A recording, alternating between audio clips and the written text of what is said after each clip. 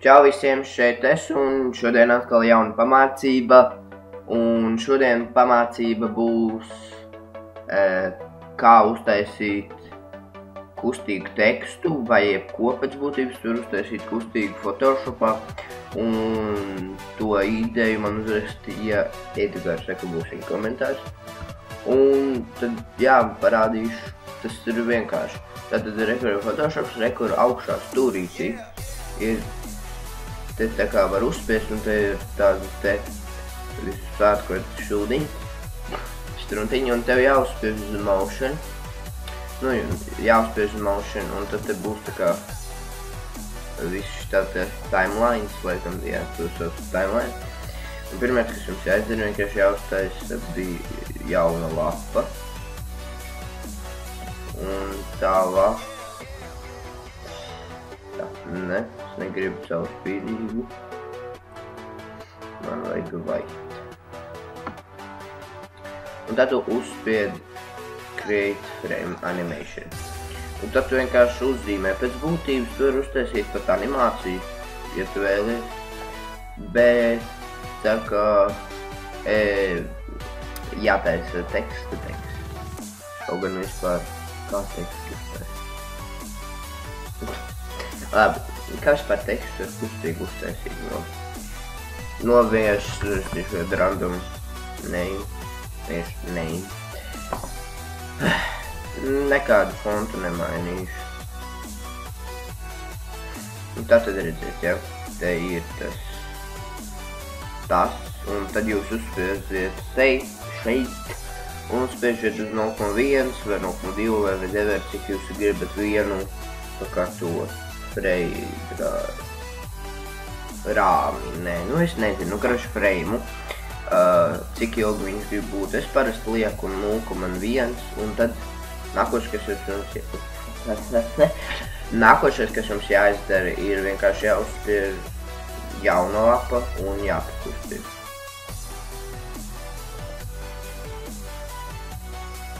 Redziet, animācija, vienkārši krūta, vai ne?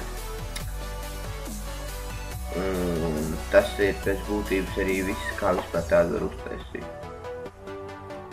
Es tūlīt kaut ko uzzīmēšu. Un tagad skatieties. Redziet, viņi kustās. Un es pēc tam jums parādīšu, kā, es, kad beigšu, tad es arī parādīšu, kas jādara, lai viņi tā kā saglabātu, tā kā, jo šis te, uzspiežot vienkārši uz save, tas nedarbosies. Un tad es kaut ko uzzīmēšu. Un tālāk vienkārši kaut ko pirms mums uzzīmēšu.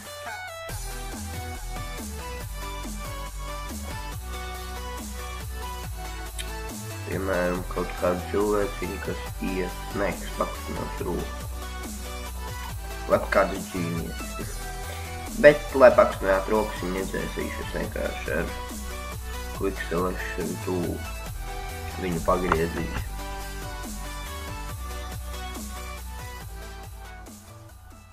Tā.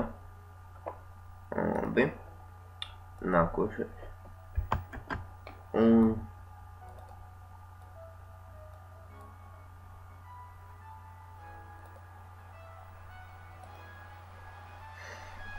Un tā jūs vienkārši varat uztaisīt, jums pat nevajag Adobe Animate, vai kā viņi tur sauc.